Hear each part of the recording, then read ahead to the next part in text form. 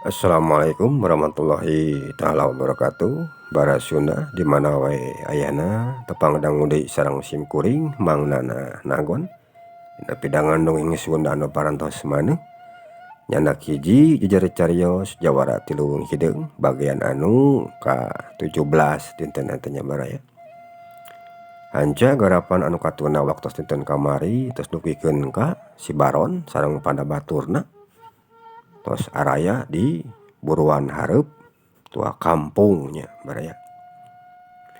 Bara Sunda ieu hanca garapan dongeng teh karangan Mang Nyalira oge didongengkeun ku Mang Nyalira.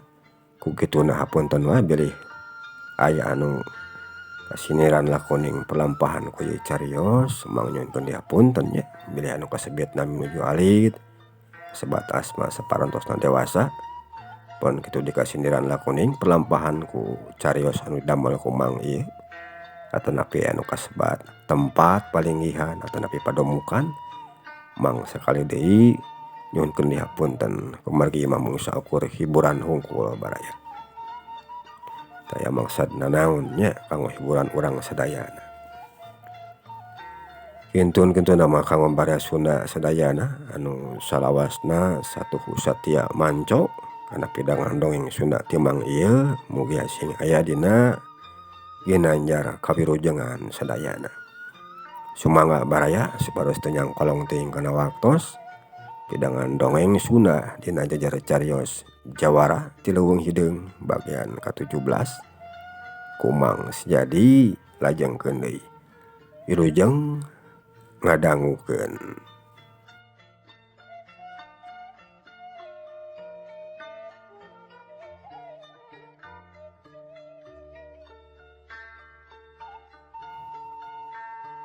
Dil, ayeuna mah urang nyumput we dina satukangan tanggal buah. Bari urang awaskeun ku urang duaan kaburuan hareup. Jadi meh nyaho. Naon wae anu baris kajadian? Ceuk Supala. Nya, hayu atuh la. Tembah si Sudil. Geus kitu, anu duaan sing kuliwed kana satukangan tangkal buah anu aya di sagigireun imahna tua kampung. Jeung panonna mah tuluy ngarawaskeun kaburuan hareup imahna tua kampung anu tiisieun jeung eueuh sasaha. Teu lila ti harita saaleutan kuda anu dipimpin ku si Baron geus narepi deui kaburuan hareup imahna tua kampung. Ari tua kampung nu harita keur diuk dina palupuh tepas imah barang nenyo si Baron jeung pada baladna geus daratang ka dinya. Manehna cengkat tina diukna tuluy leumpang nyampeurkeun ka si Baron nu keur diuk tina saluhureun tongong kuda. Sanggeus aya di hareupeunna si Baron, tua kampung nyemah ka si Baron was nu panggih jeung raja we. Ari kadua dampal leungeunna ngacung ka luhur. Geus kitu pok kadenge nyarita. "Wilujeng sumping juragan," ceuk tua kampung. "Ah, tua kampung, tah ayeuna sok geura kumpulkeun urang lembur anu araya di dieu euy. Bari jeung ulah pohos ya. Kawas biasa. Bawa upetina sakalian kitu ka dieu," ceuk si Baron. "Muhun, mangga juragan," tembah tua kampung. Geus kitu manehna ngaleos ti dinya. Rek nepungan ka warga lembur anu sejena. Kocapkeun ayana Supala jeung si Sudil anu keur nyarumput dina satukangan tangkal buah. Harita Supala anu keur ngawaskeun dina satukangan tangkal buah. Manehna tuluy nyidik-nyidik kana beungeutna si Baron. Sanggeus sidik kalayan yakin breh ku Supala kagamar deui dina ingetanana kajadian ulasan taun ka tukang anu geus karanapan ku dirina jeung nu jadi kolotna.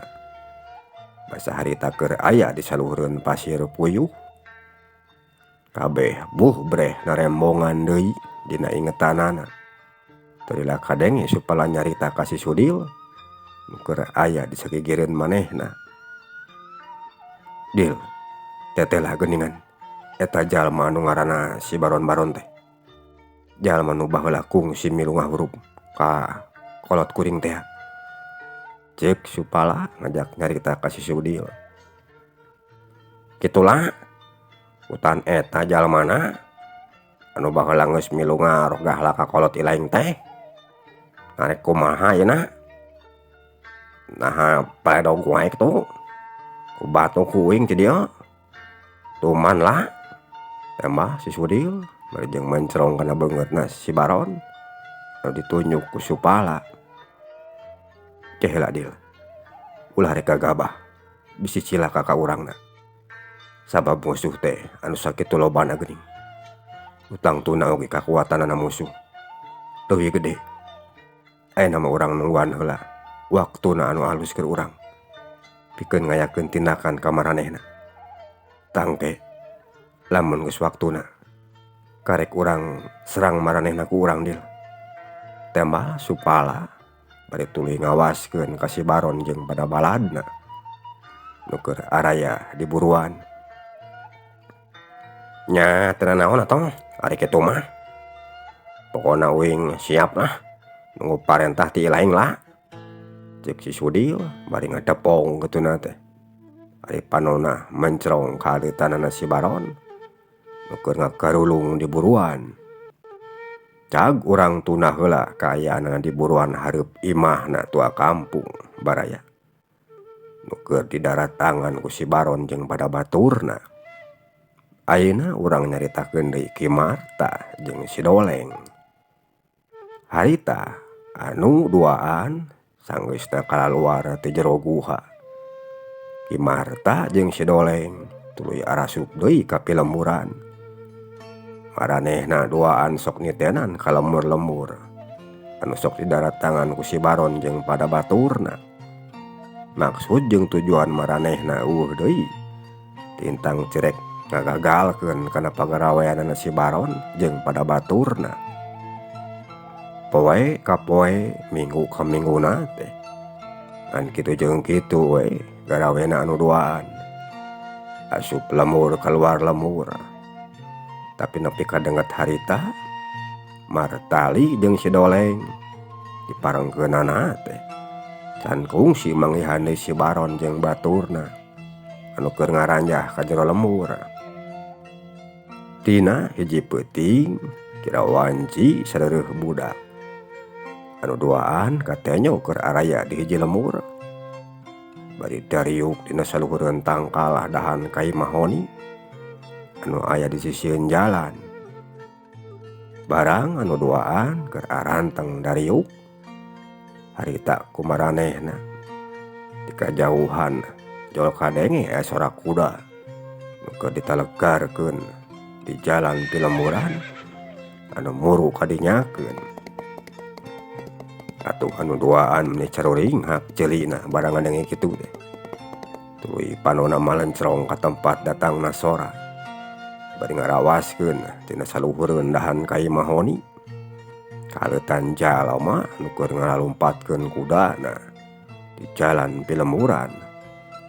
Teu lila ti harita sora Martali adenge nyarita ka si Doleng nu keur diuk bari nyaranekeun awakna kana tangkal mahoni. Doleng, kukuring mah katenyo ti teu behwetan. Saleutan kuda geuningan nu keur ditalagarkeun ku jalma muru ka dieu. Nah ari ku laeng ka tampu atawa henteu Doleng. Cek Martali ngajak nyarita ka si Doleng. Nya Kang, kukuringe katenyo aya kuda nu keur ditalagarkeun ka dieu. Geun weh, urang Bandungan heula. Arek kamarana cenah eta aleutan kuda teh. Tangke lamun geus puguh rek ka mana-kamanana karek urang udag ku urang Kang. Emah si Doleng. Nya Doleng, urang teh nya we heula ayeuna mah arek ka marana cenah eta maranehna teh. Ceuk Martali bari tuluy ngawaskeun deui ka aleutan jalma nu keur nalegarkeun kudana.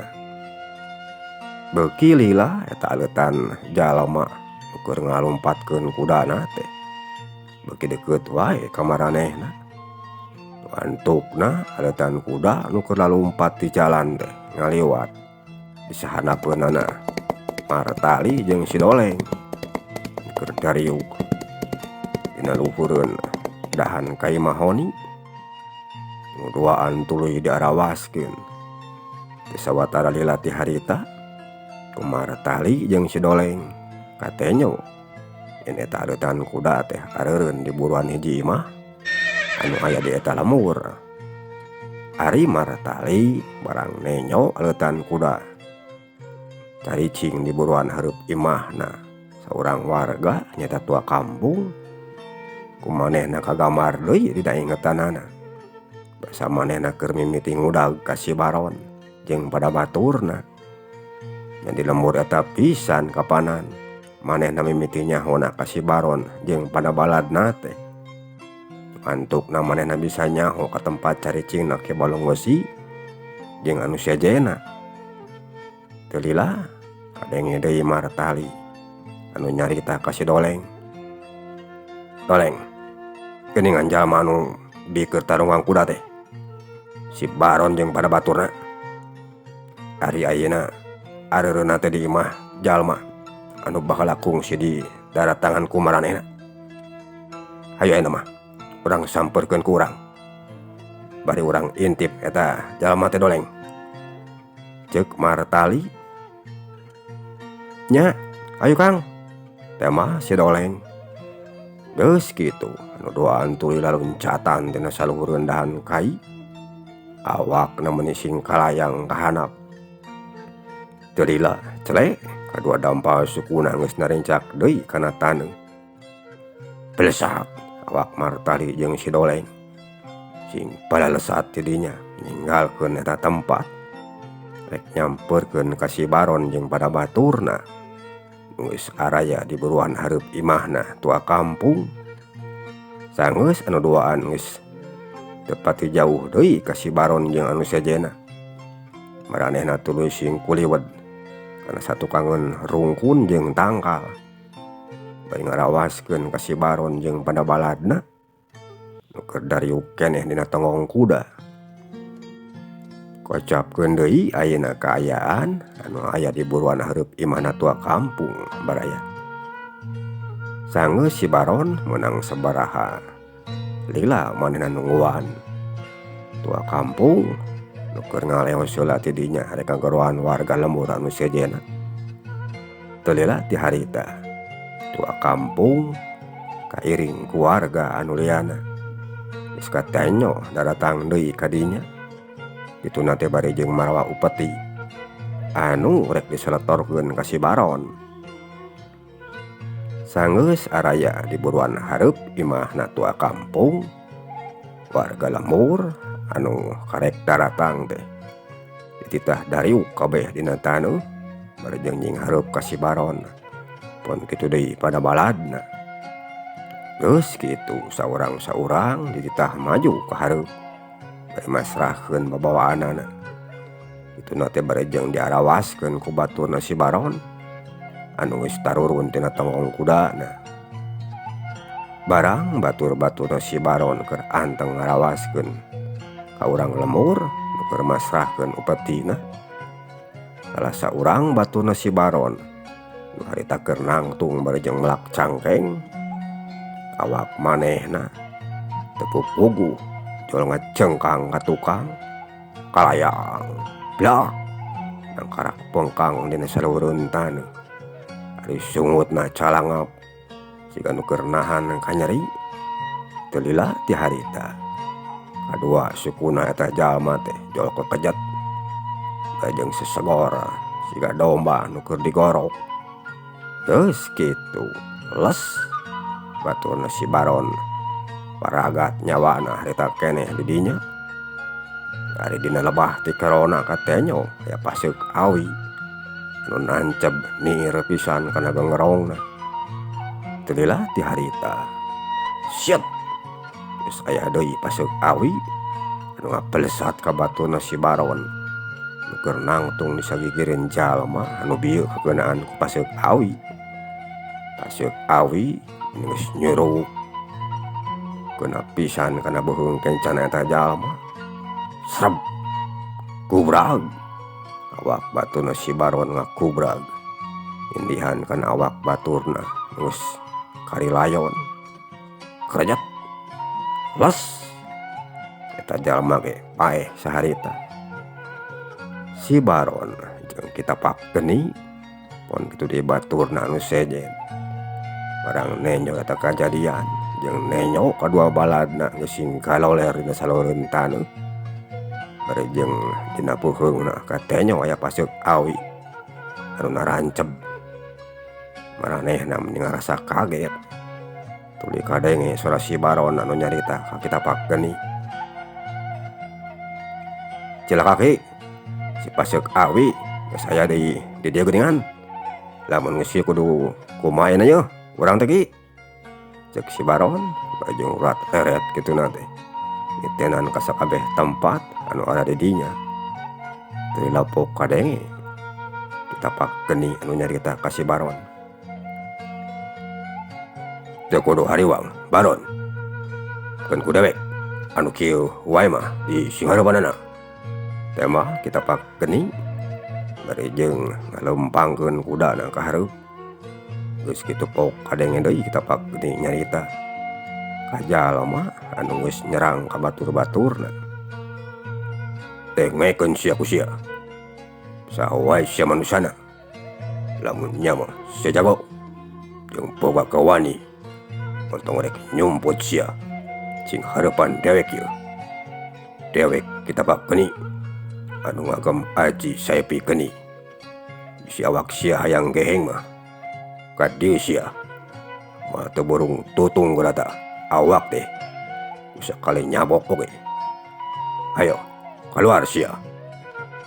Teu kita Pak Geni si Sumar anu jadi musuhna. Teu lila siap. Geus aya deui paseuk awi anu ngapelesat kaluar tina sajeroeun rungkun. Paseuk awi mending nyuruk. Katenyona teh rek niru kana ti korona kita Pak Geni. Kita Pak Geni barang nenyo aya paseuk awi nu keur ngapelesat muru ka manehna. Kita Pak Geni mendingan sakilat eta paseuk awi nu keur ngapelesat teh ditewak kurang meleungeun ka tuhuna. Kap paseuk awi beunang geus kitu peletok. Eta paseuk teh dipotongkeun ku ta Pak Geni. Kurang ajar kumaha wani ngabongoan ka dewek sia. Nah geus bosan hirup sia teh. Awas rasakeun. Ceuk kita Pak Geni bari negarkeun kudana. Nyampeurkeun kana rungkun nu keur dipake nyumput ku martali. Ari sidoleng manehna mah harita keur aya di tempat anu sejenna. Abongohan ka si Baron jeung pada baturna. Di satukangeun maranehna. Ku jalan ngabaledog-badogeun paseuk awi kada beuheung jeung awakna anu jadi lawan. Atuh kaayaan di buruan hareup ieu mana tua kampung. Jadi pahibut ku si Baron jeung pada baturna anu nyaringkahan kana paseuk awi nu keur sing pelesat muru ka maranehna.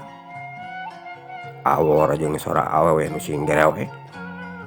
Pohon kitu deui gandeng ku sora awak batur-baturna si Baron. Musim kereblug niban kana taneuh balas kakeunaan ku paseuk awina ti si doleng. Ucapkeun ayeuna martali paraya.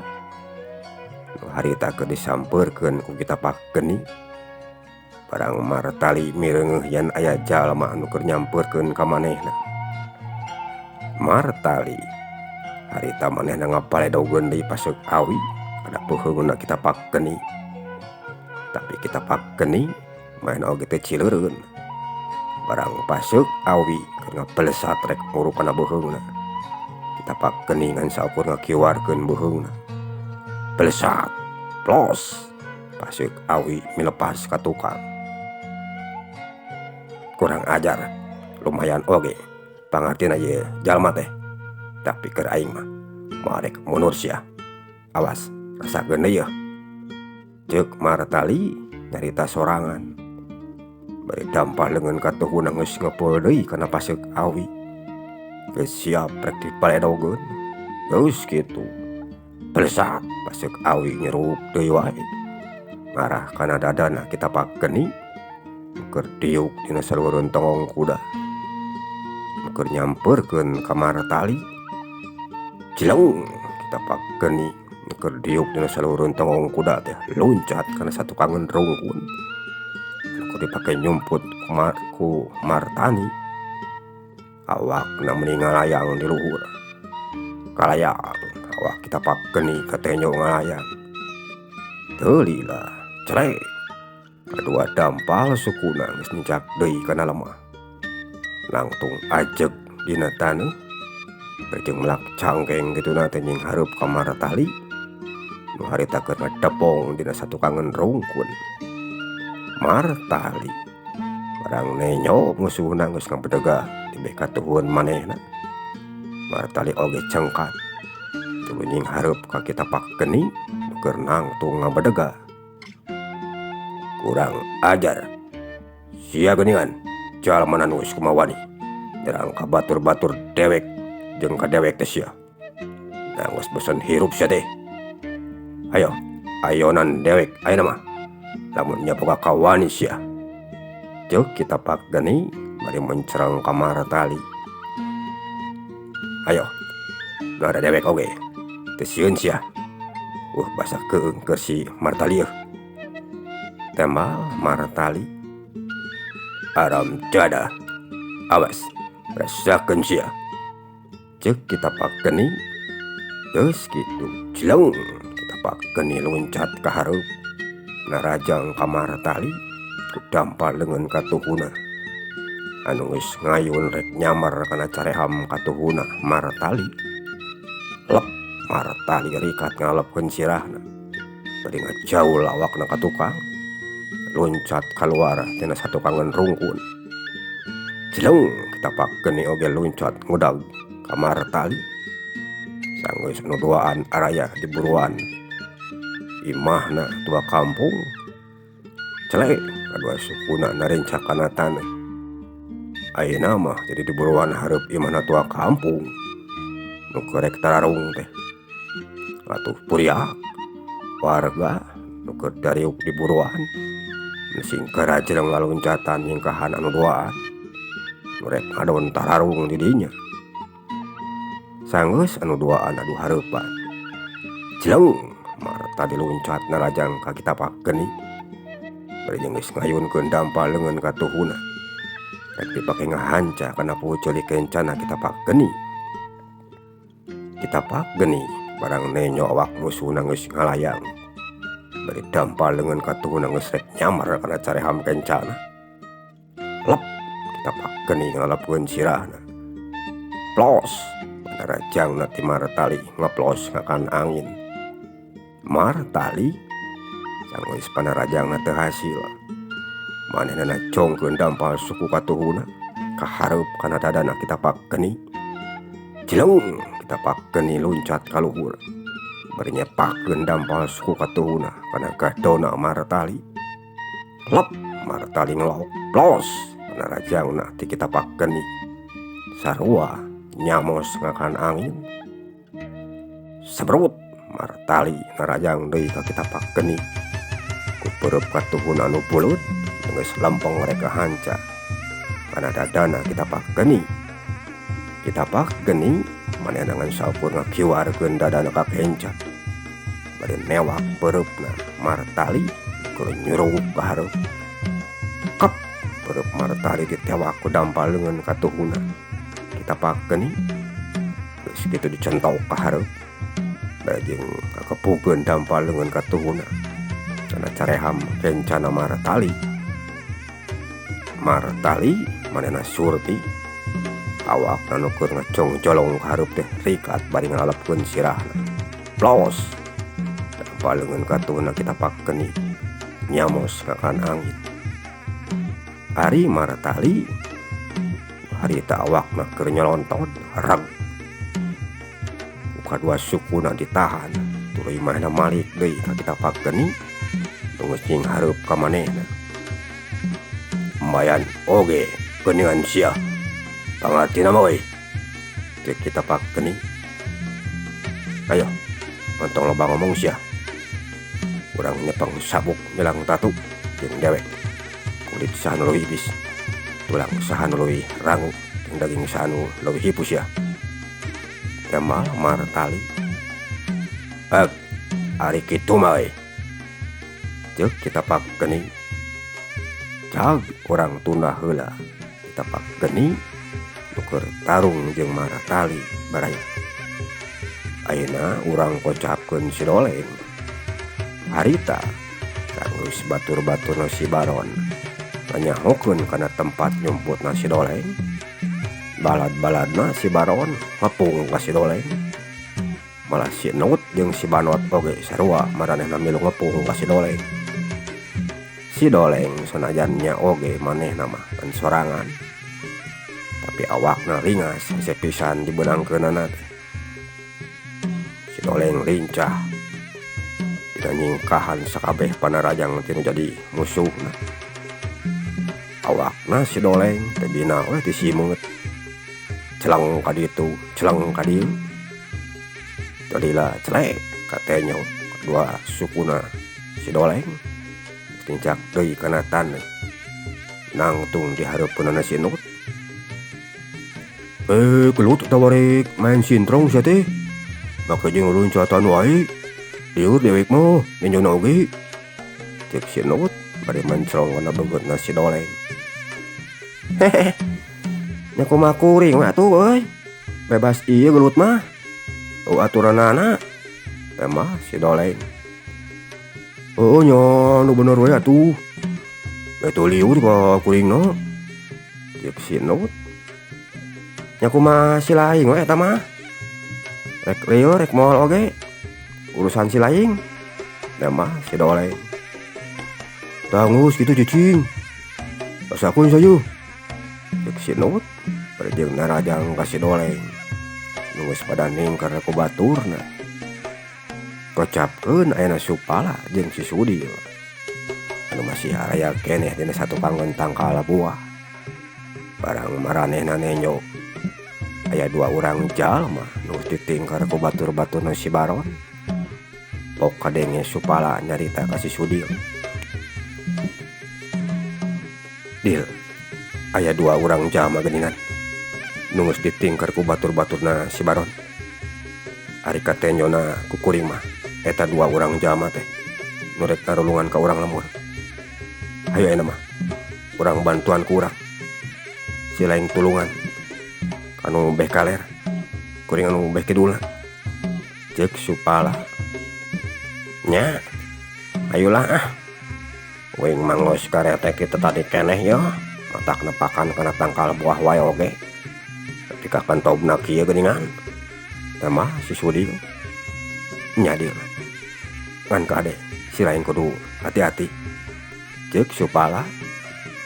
Nyala. Teh mah si Sudi. Bari kaluar tina panyumputanana. Geus kitu. Cileung kadua sukuna Supala loncat haluhur. Aya awakna mening ngalayang bangun anu hampang. Atuh tua kampung jeung warga anu harita keur narenyokeun meuni carolohok nanya Supala kitu teh.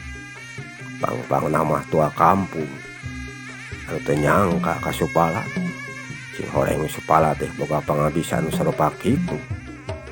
Disangka tua kampung mah Supala teh jalma biasa we cenah.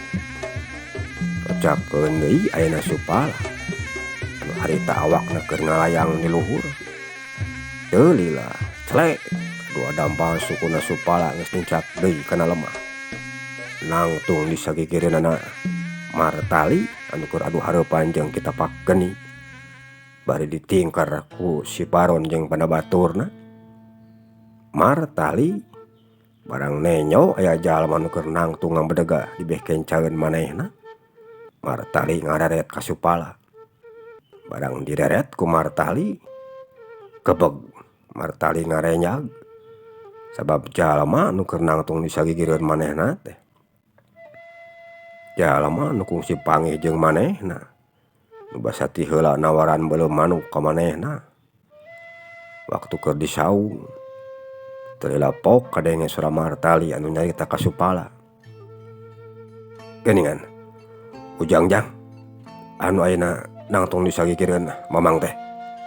Cek martali. Ari Supala barang martali nyarita kitu. Maena oge ngaret kabeh katuhunana bari nenyo kana beungeutna martali.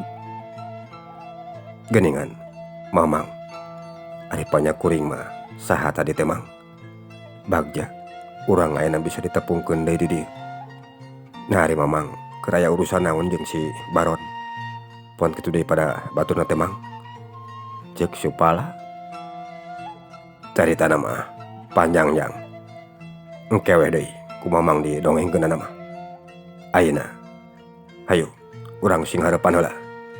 Ieu si Baron jeung pada baturna teh. Temal martali. Nya, hayu Mang. Cek Supala. Geus kitu. Cileung. Aya 5 urang baturna si Baron anu ngarajeleng ka hareup rek ngahurup ka Supala.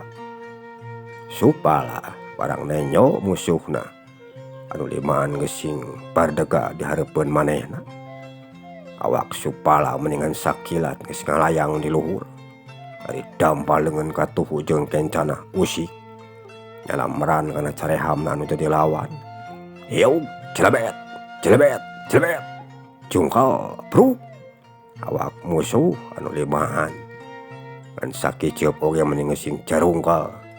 Jeung kareblug niban kana taneuh. Kabeh ge anu manggap mulia. Anu bisa harudang deui. Tu si Baron meuni colohok nanyo kitu teh. Sugan kudu jeung dewek sileng mah. Cek si Baron bari loncat ka hareupeun Supala. Crek kadua dampal sukuna geus nincak deui kana taneuh. Kurang ajar sia. Geus kumaha ningahina ka dewek. Awas, rasakeun saja. Cek si Baron bari ngayunkeun peureub ka tuhuna kana careham kencana Supala. Ku Supala teu diantep. Srog Supala maju salengkah ka hareup. Bari nakis jeung newa kana pigelang leungeun ka tuhuna si Baron. Anu keur ngalayang kana careham kencana. Kep, pigelang leungeun si Baron ditewak. Geus kitu dampal leungeun ka tuhuna Supala mendingan sakilat. Nyamar kana pipi kencana si Baron. Hiu, celebet. Goak si Baron ngagoak. Aduh. Cek si Baron. Geus kitu Supala dikebot deui beungeutna ku dampal leungeun ka tuhuna anu dipalikeun ka tukang. Hiu, cebrot. Jengkang awak si Baron ngangkang ka tukang. Kalayang. Keblug. Tonggongna ningang kana taneuh. Merengkel awak si Baron katenyo merengkel. Tayoh nawe nahan ka nyeri meureunna. Ari batur-baturna si Baron anu sejena. Barang nenyo baturna anu 5 jeung nenyo si Baron anu ngan sageprakan oge geus sing jarungkal. Maranehna jadi ngararengkog nenyo kitu mah. Hatena marmir jeung hareupan Supala. Sing carengcen we tungtungna mah siga patung. Ari kita pakeun barang nenyo kitu manehna asa dihina ku Supala. Cileung kita pakeun loncat ka hareupeun Supala. Crek kadua suku. Manehna geus cincak deui kana taneuh. Telilapok kadenge. Kita pakeun nyarita ka Supala. Jeung dewek sia mah budak ora. Hayo, duana sakalian maju ka hareup sia. Ceuk kita pakeun nyarita ka martali jeung Supala. Keur nangtung di hareupeun maranehna. Kurang ajar. Hayo sia. Dewek oge moal mundur. Moal burung diayonan ku dewek. Tembal martali. Mang, wios. Jalma anu ieu mah ku abdi we di payunanana. Mamang ayeuna mah bantuan batur Mamang jeung batur kuring. Nu keur pada ngahurup ku musuh di tebeh kaler Mang. Cek Supala. Kitu nya Jang. Nya teu naon ari kitu mah. Kade Ujang sing hati-hati Jang. Tema martali. Nya Mang. Cek Supala.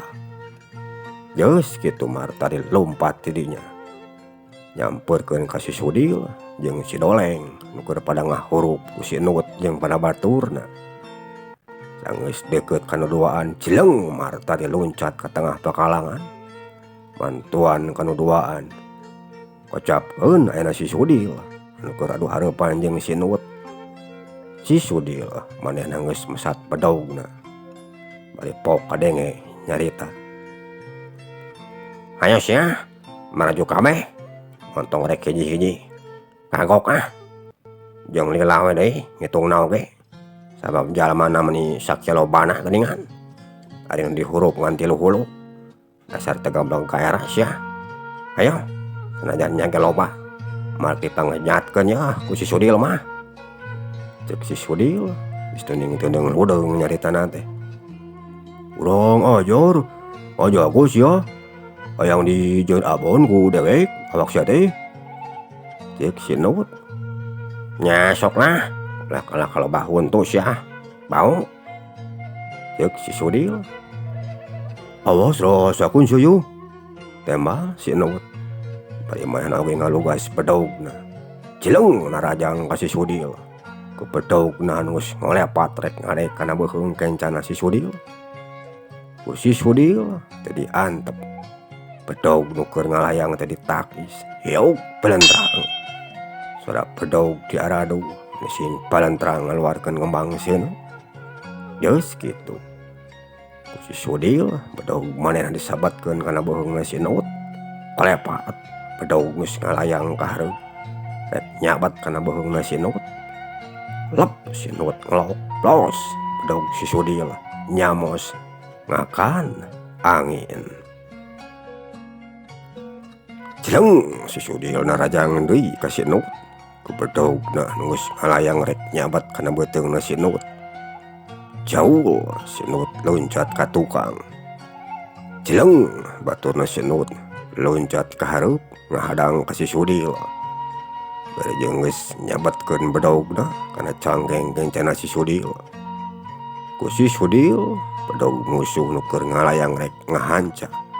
Kana cangkeng kencana teh ditakis ku bedog manehna. Hiuk pelentrang. Dua pedog diaradu deui.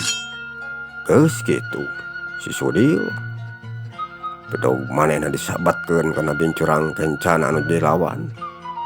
Bedog mending geus ngolepat di handap rek ngarah kana babajikna musuh. Jauh musuhna loncat ka tukang. Plos bedog si Sudil nyamos deui ngakan angin.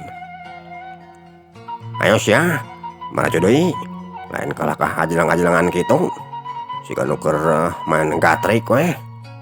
Cek si Sudil. Urang ajar sia dak urup euy. Cek si Nut bari parentah ka batur-baturna sangkan ngahurup ka si Sudil. Atuh cileng batur-baturna si Nut narajang mabarengan ka si Sudil. Si Sudil sanajan nya oge manehna pada ngahurup tapi keur si Sudil teu yeuh kimir. Gerakan si Sudil lincah dina nakisan bedog jeung ngayakeun panarajang kanu jadi musuhna teh. Atuh musuh-musuhna teu waniin gagabah nya si Sudil kawas kitu mah. Sebab dina nakisan bedog jeung ngayakeun panarajangna teh kacida ngabahayakeun keur maranehna. Si Sudil harita katenyo deui keur ngulinkeun bedogna. Nagesan bedog tinu jadi lawan. Suara bedog mesin palentrang deui. Sarada awor jeung anu pating jorowok. Kocapkeun ayeuna manuk siluman anu 5 teh baraya. Nyatana dederuk, derekuku jeung celepuk. Pon kitu deui baturna anu 2. Anu harita maranehna keur caricing dina saluhur rendahan kai. Barang nenyo si Sudil jeung Supala keur pada ngahurup ku musuh anu sakitu lobana. Manuk siluman anu 5 maranehna oge teu caricingeun tuluy awak ngasing kalayang. Hurup anu keur tararung narajang ka batur-baturna si Baron ku kadua cakar suku hareupna jeung pamatukna anu seukeut. anu nyamaran karena banget nah jadi lawan bajeng sungut nama teureun tuluy di sarada eta manuk teh atuh batur-batur nasi baron mising kurubug padang nenyo aya manuk anu pipilueun nyerang ka maranehna teh mising kurubug jeung garoak balas beungeutna dicakaran ku manuk jeung diparacokan irungna balad-baladna si baron anu tadi ngahurup kasupala jeung pada baturna ayeuna menjadi pakupis nakisan kana suku manuk jeung pamatukna anu keur karapak narajang ka maranehna si Sudil manehna sagede hate barang nenyo kitu teh sebab batur-baturna nyatana manuk siluman teh geus daek marantuan ka manehna si Sudil manehna tuluy ngakempur ka si Nut jeung pada baturna atuh teu wudu ayeuna mah si Nut jeung baladna teh jadi raripuheun sabab salian ti kudu nahan panarajangna ti si Sudil manehna oge kudu narakisan panarajangna ti manuk siluman anu tuluy nyerang ka maranehna cakak si Sudil kadenge seuri ayo sia akan takus laing manuk siluman teh euy sok manuk beakeun tah dagingna ku anyeun mah teu burung hipu gra cek si Sudil bajeng mencrong ka batur-baturna si Nut nu keur pakupis leungeunna nahan cakar-cakarna manuk rek nyakaran kana beungeut kurang ajar sia dari ieu manuk teh batur-baturna sia keneh cek si Nut hanya kasih Sudil keur ngapadega di hareupeun manehna nya memang batur uing keneh eta manuk siluman teh sok bisi laing hayang jadi parabna mah da mah burungan hunkeun geura manehna oge tembah si Sudil wah edan sia awas rasakeun deui yeuh cek si Nut barejeng geus tatan-tatan rek narajang deui ka si Sudil.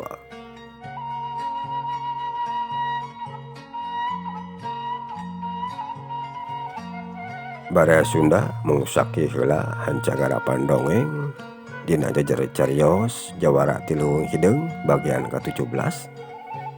Insyaallah bagian ke-18 na kumang saja dilajengkeun deui dina dinten anu saterasna. Mangga haturkeun nuhun kana sagarupi perhatosanana. Mang nyungkeun dihapunten bilih wae sieun kakirangan dina midangkeun.